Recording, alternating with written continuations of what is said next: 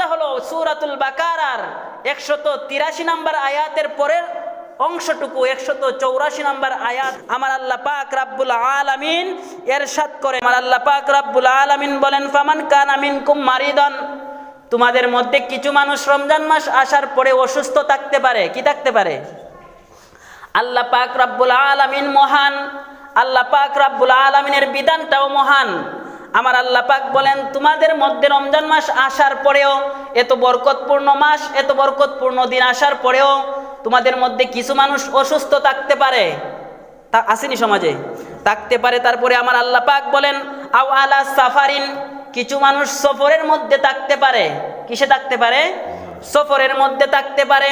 আমার আল্লাহ পাক বললেন, ওই দুই শ্রেণীর মানুষ, আমি হাদিস শরীফের মধ্যে পরবর্তীতে আসতেছি, আমার আল্লাহ পাক বলতেছেন এই দুই শ্রেণীর মানুষ কি করতে পারবে? রোজাটাকে কাজা করতে পারবে। কি করতে পারবে? রমজান মাস পাইলো, অসুস্থতার কারণে, সফরে থাকার কারণে ওই রমজান মাসের রোজাটাকে সে কাজা করতে পারবে। আমার আল্লাহ পাক বলেন, আইয়ামাম মা'দুদাত আও আলা আইয়ামাম মা'দুদাত ফামান কানা মিনকুম মারিদান আও আলা সাফারিন ফাইদ্দাতুম মিন আইয়ামিন উখার। এই দুই কারণে যদি কোনো মানুষ রোজাকে কাজা করে, কি করে? রোজা রাখতে অপারগ হয়ে থাকে, তাহলে সে যেন রমজান যখন চলে যাবে, রমজানের পরবর্তী সময়ে সে যেন ওই রোজাগুলাকে কাজা করে নেয়। বলেন না সুবহানাল্লাহ। কাজা করে নিতে পারবেন। আপনার যদি অসুস্থ হয়, তাহলে অসুস্থতার কারণে আপনি রোজা ভাঙতে পারবেন। আসতেছে কিরকম অসুস্থ হলে, এবং আপনি যদি সফরে থাকেন, তাহলে আপনি রোজা খাজা করতে পারবেন। এই খাজা করতে যদি আপনি পারেন, কি কারণে কাজা করতে পারবেন, কোন কোন ক্ষেত্রে আপনি রোজাটাকে খাজা করতে পারবেন। আসেন, খাজা শব্দের আবিধানিক অর্থটা আমরা আগে জেনে নেই। খাজা শব্দের আবিধানিক অর্থ যদি আমরা করতে যাই, তাহলে কর্জ আদায় করা। কি আদায় করা? কর্জ আদায় করা, আপনার দেনা আদায় করা। আপনি দেনা করেছেন, এই দেনাটা আপনি আদায় করবেন। কখন আদায় করবেন? রমজানের রোজার মাস যখন আপনার থেকে বিরত হয়ে যাবে, চলে যাবে, তখন আপনি যদি একটা রোজা আপনি সফরে থাকার কারণে ভঙ্গ করে থাকেন, আপনি যদি অসুস্থ থাকার কারণে একটি রোজা ভঙ্গ করে থাকেন, তাহলে রমজানের পরবর্তীতে এই একটি রোজা আপনি রেখে এই রমজানের রোজাটাকে পূরণ করে দিবেন। বলেন না সুবহানাল্লাহ। এটা আপনি আমার জন্য ইসলাম সহজ করে দিয়েছে। শুধু তাই নয়, সুনানে আবু দাউদ শরীফের হাদিসের মধ্যে আসছে। কোন কিতাব? সুনানে আবু দাউদের কিতাব। আল্লাহর নবী রাহমাতাল লিল আলামিন বলেন, কোনো গর্ভবতী মা যদি তার সন্তান সংকটে পড়ার সম্ভাবনা থাকে, গর্ভবতী কোনো মা যদি সন্তান, তার পেটের মধ্যে যে সন্তান রয়েছে, এই সন্তান যদি কোনো ধরনের কোনো দুর্ঘটনার সম্ভাবনা তাকে মা যদি অনুভব করে, অথবা ডাক্তার যদি তাকে বলে তুমি রোজা থেকে বিরত থাকো, তাহলে ওই গর্ভবতী মার জন্য রমজান মাসের রোজা খাজা করতে পারবে। কি করতে পারবে? খাজা করতে পারবে। আরেক শ্রেণীর মানুষ, আল্লাহর নবী বলেন, যদি কোনো মা সন্তান প্রসব করে, কি করে? সন্তান জন্ম দেয়, রমজান মাস পেয়ে যায়, তাহলে এই যে 40 দিন পর্যন্ত তার শরীরটা অসুস্থ থাকবে। আল্লাহর নবী রাহমাতাল লিল আলামিন ইসলামটাকে সহজ করার জন্য ওই মা বোনদের জন্য আল্লাহ পাক রব্বুল আলামিন বিধান দিয়েছেন, রমজান মাসের যদি কোনো রোজা ওই মা বোনদের থেকে কাজা হয়ে যায় অথবা তরক হয়ে যায়, ভঙ্গ করে ফেলে, তাহলে ওই মা এবং বোন ওই রমজান মাসের যতটি রোজা সে ভঙ্গ করবে, ওই রোজাগুলো আবার রমজানের পরবর্তীতে আদায় করে নিবে। বলেন না সুবহানাল্লাহ। সন্তান জন্ম দিছে একজন মহিলা, এই মহিলার জন্য 40 দিন পর্যন্ত আপনার নামাজ পড়া আল্লাহ পাক মাফ করে দিয়েছেন। বলেন না সুবহানাল্লাহ।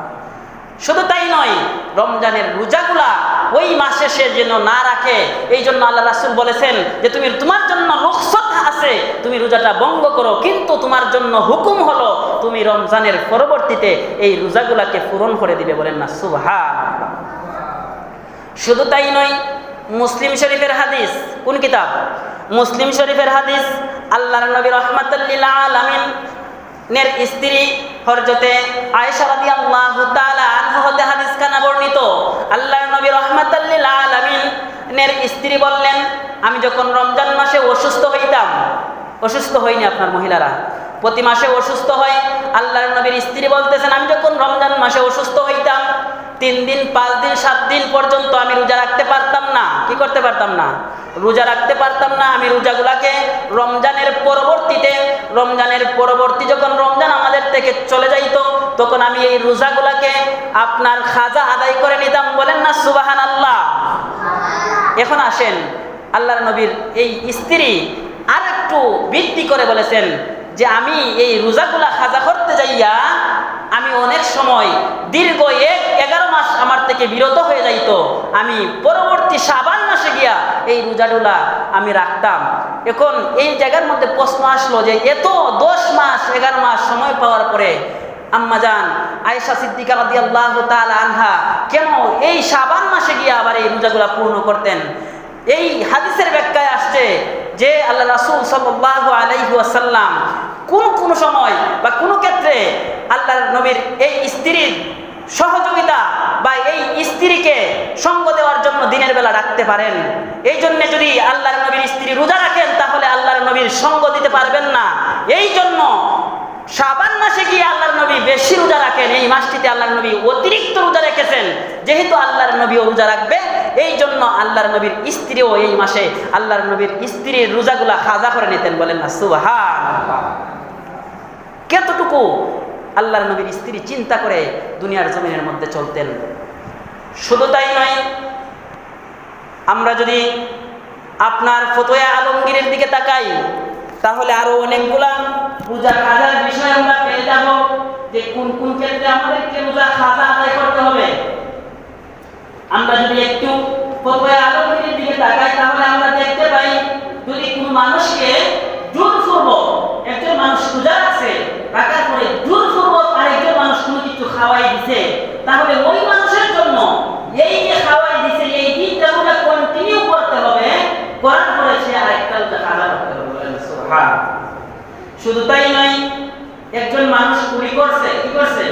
কুলি করছে, নাকের মধ্যে পানি দিছে, দেওয়ার পরে দেখা যাইতেছে অসতর্কতার কারণে কুলি করার সময় অথবা ঘর করার সময় অথবা নাকে পানি দেওয়ার সময় তার ভিতরে, তার হুলকুমের ভিতরে পানি চলে গেছে। কি হয়েছে? হুলকুমের ভিতরে পানি চলে গেছে। ফতোয়া আলমগীরের মধ্যে আসছে আপনি ওই দিনের রোজাটা কন্টিনিউ করবেন, করার পরে রমজানের পরবর্তীতে আরেকটা রোজা আপনাকে খাজা করতে হবে। কিন্তু আপনি ওই দিন আর আহার করতে পারবেন না যে আমি তো পানি চলে গেছে পেটের ভিতরে, অথবা আমি তো মন করে আহার করে ফেললাম, তাহলে আমি রোজা একবার খাইয়ে নেই। এই যদি আপনি আবার খাইয়ে নেন বা আহার করেন, আপনার জন্য খাজাও আদায় করতে হবে, আবার কাফারা দিতে হবে। কিন্তু আপনি যদি রোজাটা কন্টিনিউ করে যান এবং পরবর্তীতে আপনাকে আরেকটা রোজা খাজা করতে হবে, আপনার রোজা বন্ধ হয়ে গেছে, তারপরে আপনি আহার করতে পারবেন না। এটা আপনাকে শরীয়ত হুকুম দেয় নাই। যদি আপনি আহার করার ইচ্ছা করে আপনার উপরে কাফারা বর্তাইবে। আসতেছে কাফারা আলোচনা, আগে কাজা শেষ করতেছি। কাজা কাদের জন্য? কাজা ভালো করে বুঝতে হবে। অতঃপর কোন মানুষ ডুব দিছে, কি দিছে? পানির ভিতরে পুকুরে গোসল করতে যাইয়া ডুব দিছে, বা কান দিয়া অথবা নাক দিয়া অথবা মুখ দিয়া পানির ভিতরে প্রবেশ করছে, তার রোজা ভঙ্গ হয়ে গেছে।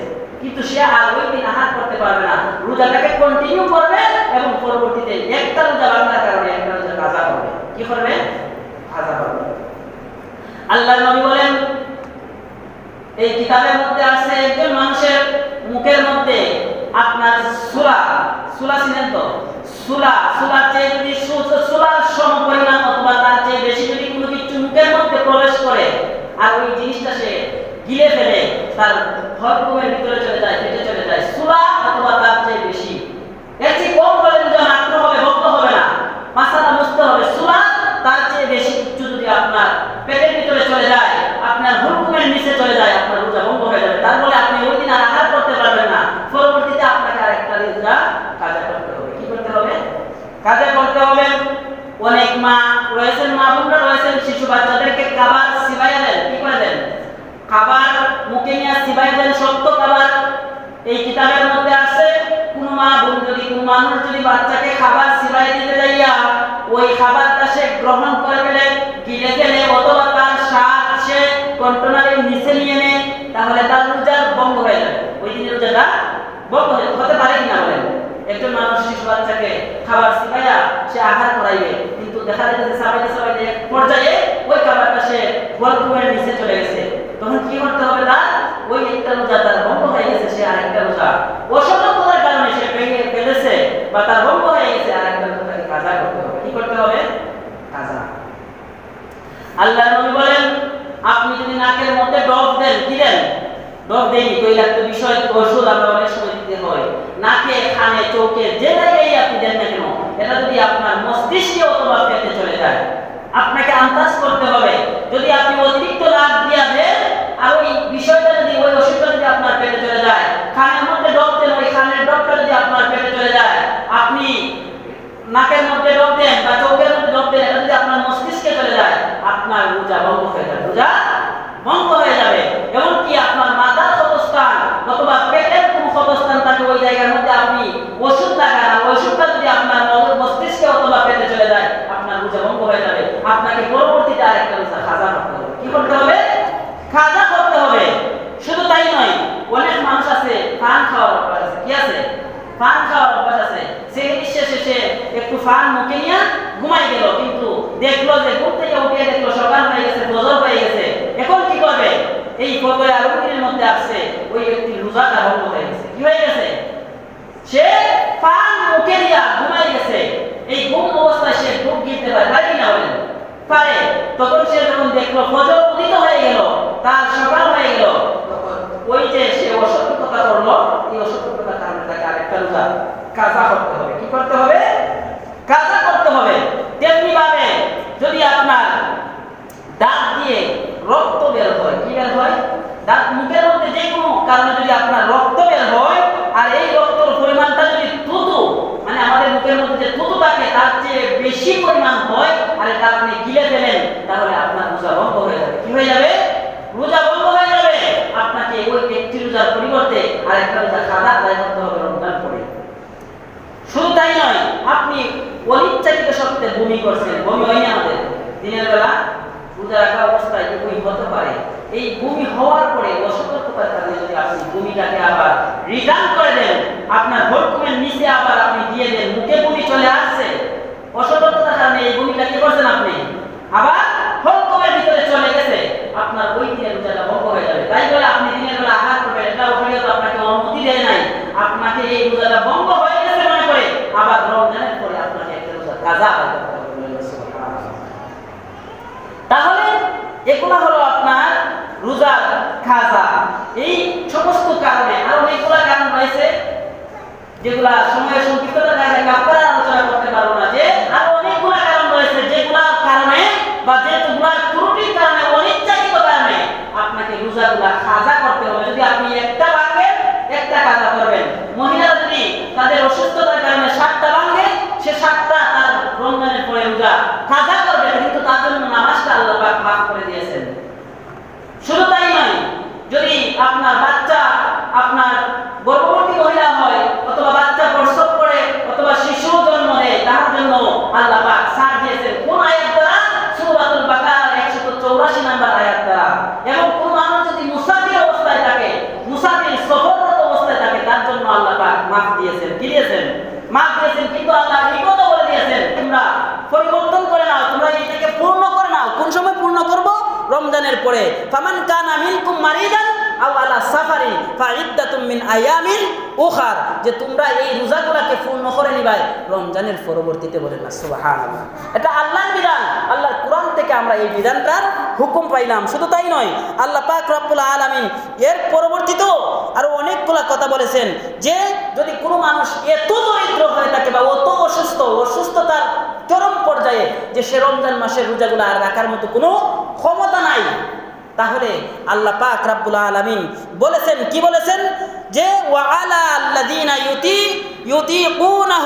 ইউতিকুনাহু ফিদিয়াতুন তাআমুন মিসকিন। আল্লাহ পাক রব্বুল আলামিন এই জায়গার মধ্যে আরেকটা বিধান দিয়েছেন, এমন অসুস্থ মানুষ তার জন্য রোজা রাখলে তার মৃত্যু নিশ্চিত, অথবা তার জন্য রোজা রাখার ক্ষমতা তার শরীরের মধ্যে নাই। আমার আল্লাহ এই সূরাতুল বাকারার 184 নম্বর আয়াতে বিধান দিয়েছেন, তার জন্য ফিদিয়া দিবেন। কি দিবেন? ফিদিয়া দিবেন। আল্লাহ পাক বলেছেন, যারা অসুস্থ মানুষ রোজা রাখার সক্ষমতা রাখে না, তার জন্য ফিদিয়া দেওয়া আবশ্যক। সে ফিদিয়া দিবে। ফিদিয়া কি? যে আপনি যদি রমজান মাসের 30টা রোজা আপনি রাখতে পারলেন না, অথবা অসুস্থতার কারণে একটা রোজা রাখতে পারলেন না, বা অথবা রমজান মাসের রোজাগুলো একেবারেই রাখতে পারলেন না, আল্লাহর নবী বলেন সে ফিদিয়া দিবে। ফিদিয়া হলো, আল্লাহ রাসূল বলেন, একজন দরিদ্রকে আপনার খাবার প্রদান করা। একজন দরিদ্র মানুষ, একজন মিসকিন, একজন পথিক, একজন আপনার হতদরিদ্র মানুষকে আপনি একবেলা আহার করাইবেন, অথবা এই আহারের সম পরিমাণ টাকা আপনি তাকে দান করে দিবেন। এটা হলো ফিদিয়া। এটা হলো কি? রোজার ফিদিয়া। এটা সবার জন্য নয়, মাসালা বুঝতে হবে। যে রোজা রাখতে অক্ষম মানুষের জন্য হলো ফিদিয়া। রোজা রাখতে অক্ষম, সক্ষমের জন্য ফিদিয়া নয়। কেন নয়? আল্লাহর নবী হযরত মুহাম্মদুর রাসূলুল্লাহ সাল্লাল্লাহু আলাইহি ওয়াসাল্লাম তিরমিজি শরীফের একখানা হাদিস শরীফের মধ্যে আনছেন যে আল্লাহর নবী ইরশাদ করেন যে রমজান মাসের রোজা যদি কেউ ভঙ্গ করে, কি করে? রমজান মাসের রোজা যদি কেউ ভঙ্গ করে, তাহলে সে সারা জীবন রোজা রাখার পরেও এই একটা রোজা আর পূর্ণ করতে পারবে না। বলেন না সুবহানাল্লাহ। তাহলে বোঝা গেল, বা এই হাদিস দ্বারা আমরা বুঝলাম, যতই আমরা খাজা আদায় করি, যতই আমরা হাত পাড়া দান করি, যতই ফিদিয়া দেই, কিন্তু এই একটা রোজার মর্যাদা বা একটা রোজার মর্যাদা সমপরিমাণ আপনি সারা জীবন রোজা রাখলেও আর এটার সমপরিমাণ মর্যাদা, সমপরিমাণ সওয়াব আপনি পাবেন না। এটা রাতে আপনি পূরণ করতে পারবেন না। আসেন কাফারা, কাদের জন্য কাফারা ওয়াজিব হবে, ফরজ হবে, কারা রোজা ভাঙলে পরে কাজা কাফারা উভয় আদায় করতে হবে। বুখারী শরীফের হাদিস 1337 নম্বর হাদিস।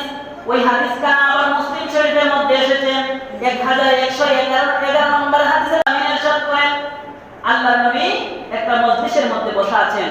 আল্লাহর নবীর একজন সাহাবী দৌড়াইয়া আল্লাহর নবীর কাছে আসলেন, ইয়া রাসূলুল্লাহ, ইয়া হাবিবাল্লাহ, আমি তো বড় একটা অন্যায় করে ফেলেছি, আমি নিজেকে ধ্বংস করে দিয়েছি। কি করে দিয়েছি?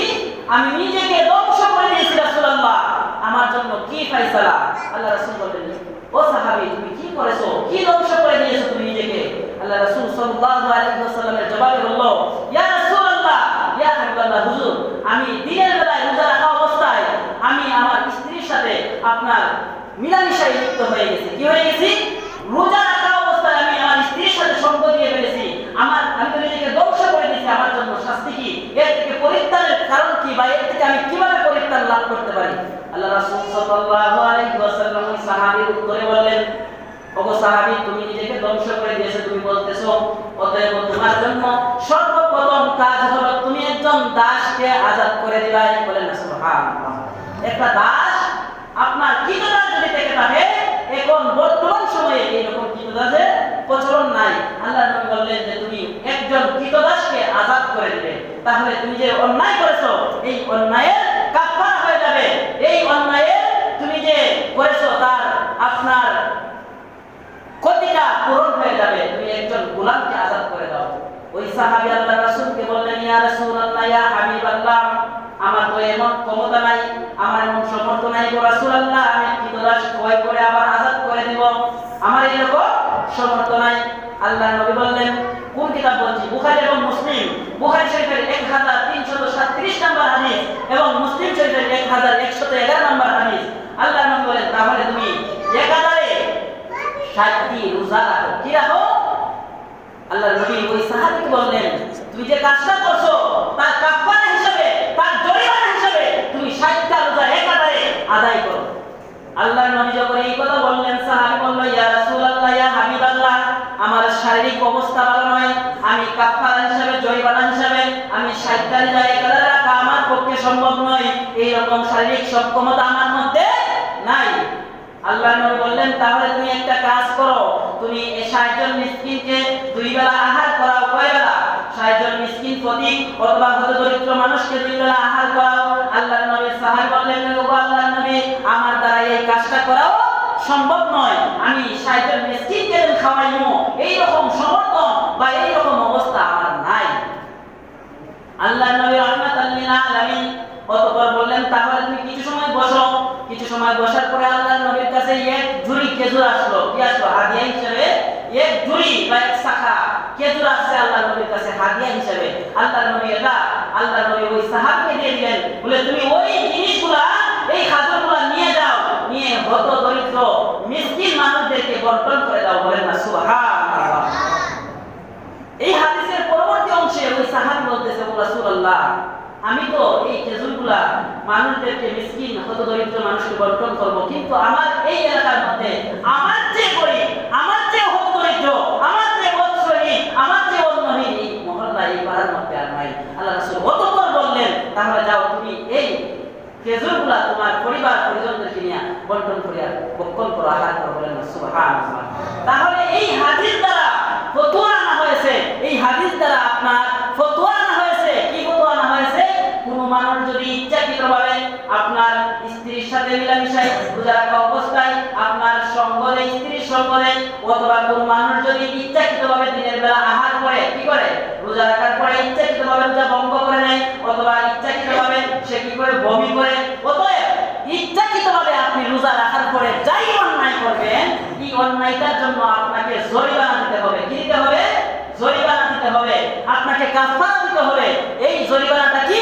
আপনি যদি একটা রোজা ইচ্ছাকৃতভাবে ভঙ্গ করেন, তাহলে আপনাকে একাধারে সর্বপ্রথম হলো আপনাকে একটা গোলাম আযাদ করতে হবে, কিন্তু বর্তমান সময়ে এই প্রচলন নয়, এটা আপনি করতে পারবেন না।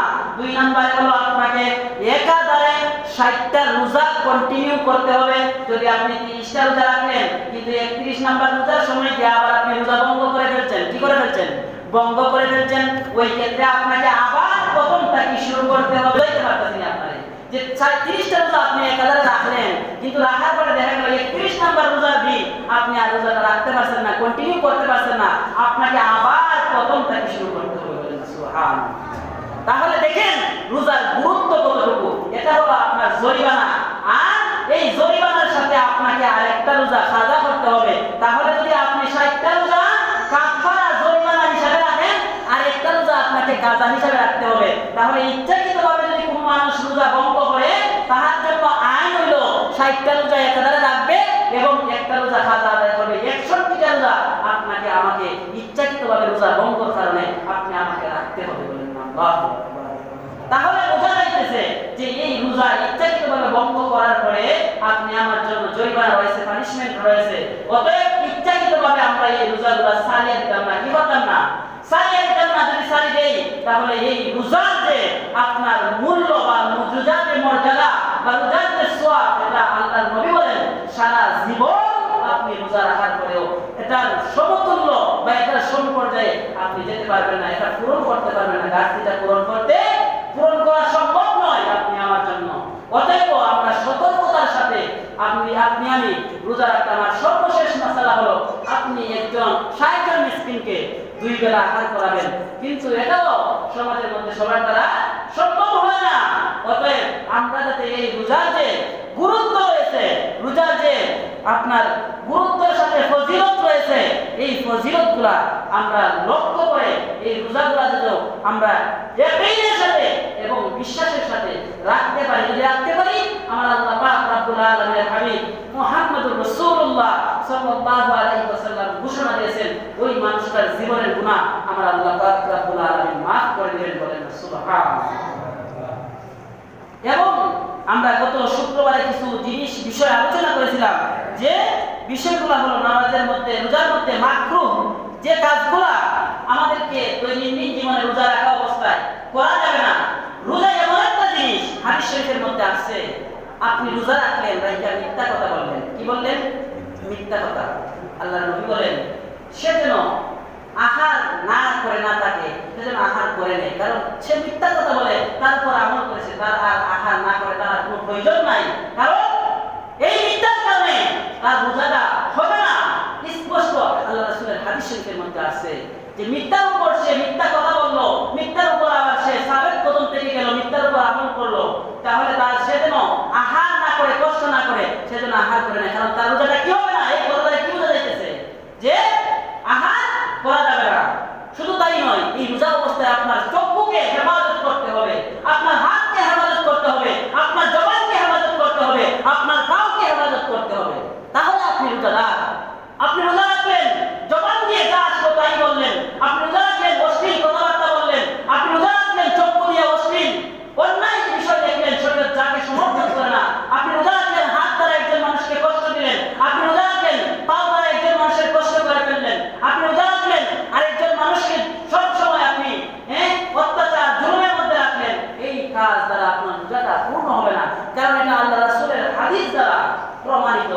আপনি চোখকে হেফাজত করতে হবে। চোখ দ্বারা অশ্লীল জিনিস দেখা থেকে আপনাকে বিরত রাখতে হবে।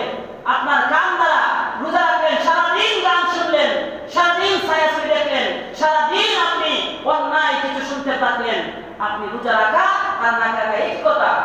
কারণ আপনি এই রোজা রাখা অবস্থায় আল্লাহর কোরআন তেলাওয়াত করবেন, আল্লাহর কোরআন তেলাওয়াত শুনবেন, আল্লাহর ভালো ভালো দিনের কথাগুলো শুনবেন। আপনি আপনার দৈনন্দিন কাজগুলো করার চেষ্টা করবেন। আপনি আপনার দৈনন্দিন কাজগুলো আপনার বরকতের সাথে বরকতের আশায় করার চেষ্টা করবেন। তাহলে আপনি এই রোজাটার যে মূল ফায়দাটা রয়েছে, এই ফায়দাটা আমি পাইব। আপনি রোজা রাখার পরে অশ্লীল কথাবার্তা থেকে, অন্য মুসলমানকে কষ্ট দেওয়া থেকে বিরত থাকতে হবে। একজন মানুষ অন্যায় করতে পারে, সমাজের মধ্যে চলতে যাই আমাদের বিভিন্ন ত্রুটি বিচ্যুতি হতে পারে। আপনি সমঝোতার সাথে বিষয়টাকে আপনি তাদের সাথে সমঝোতার সাথে শেষ করবেন, শেষ করার চেষ্টা করবেন। কারণ আপনি রোজাদার। রাসূল বলছেন, যদি রোজা অবস্থায় তোমার সাথে কেউ তর্কে লিপ্ত হয়, তাহলে তুমি তাকে বলে দাও, ও ভাই আমি রোজাদার, অতএব আমি তোমার সাথে তর্ক করতে চাচ্ছি না। বলেন সুবহানাল্লাহ। কারণ আসলে শিক্ষা এটা আপনি আমার জন্য উপকারের বিষয়। আপনি রোজা রাখা অবস্থায় আপনাকে যদি একজন মানুষ গালি দেয়, আপনি তার মাথা হাতিয়ে পিঠ হাতিয়ে হাত মুসাফা করে আপনি তার থেকে চলে আসবেন। কারণ বলবেন যে ভাই আমি রোজাদার মানুষ। কি রোজাদার মানুষ? রোজাদার মানুষ, আমি চাই না তোমার সাথে ঝগড়া করতে। এবং অনেক বিষয়ের ক্ষেত্রে দেখা যায় যে রমজান